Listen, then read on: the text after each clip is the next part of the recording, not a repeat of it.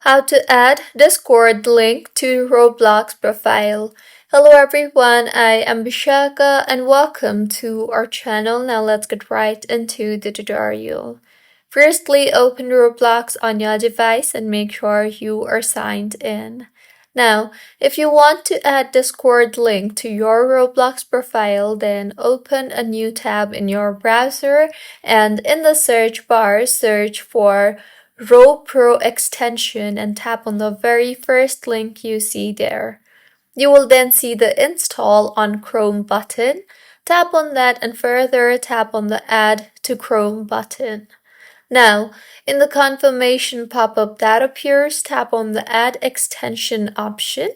With this, the extension will be added to your Chrome profile. Now, go back to Roblox and on the top right of your screen, you will see the Pro extension. Tap on that.